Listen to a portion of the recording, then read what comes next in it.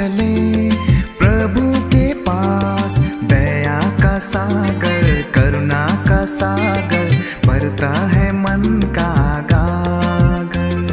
चलो चले प्रभु के पास, जीवन का दाता शांति का दाता प्यार से बुलाता अपने पास।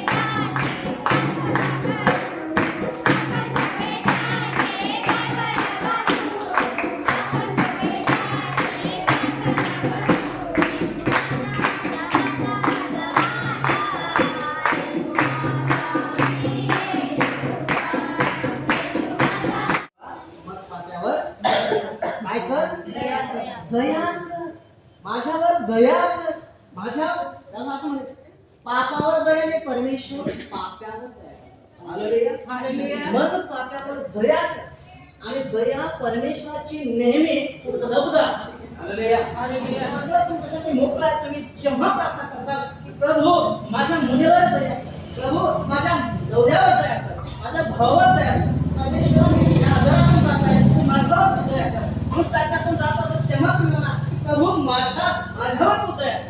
देवाच्या हातामध्ये आम्ही सापडणं, देवाच्या बरोबरीने राहणं, तेव्हा कोणी सरकार तुम्हाला अटॅक करणार.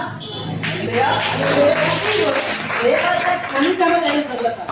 देव आमचा पिता आहे आणि पिता नेहमी आपल्या मुलासोबत राहतो. तुम्हाला वचन दिलं आहे की तुम्हाला एकटं सोडणार नाही, तुम्हाला मी अनाथ सोडणार. हे त्याचं अभिवचन आहे. प्रत्येक देवाचं एक एक वचन मोत्यापेक्षा श्रेष्ठ आहे, हिऱ्यापेक्षा मजबूत आहे. आणि म्हणून आम्ही देवावर भरोसा ठेवणं म्हणजे देवाचं वचन ऐकणं हे फार महत्वाचं. ऐकण्याला महत्व आहे, नेहमी लक्षात घ्या. तिसरी गोष्ट तिसरा हा जगाचा पहिला उघड पुत्र झाला. पाप त्यानं स्वतःवर घेतलं, आपल्या पदरात घेतलं. जगादाराला पाप स्वतःवर घेतलं, आपल्या पदरामध्ये घेतलं. आणि तिसरा जो मनुष्य आहे, स्तोत्र 51, स्तोत्र अध्याय 51 आणि वचन 5.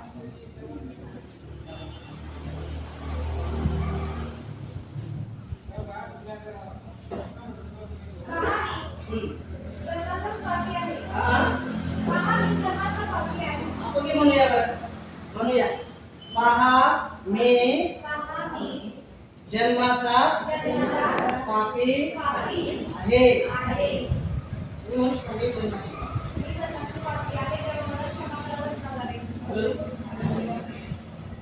जेव्हा आपण कबूल करतो ना, काहीच ठेवून घ्यायचं. तुम्ही सांगत नसलं तरी म्हणून सैतान फसवण्याचा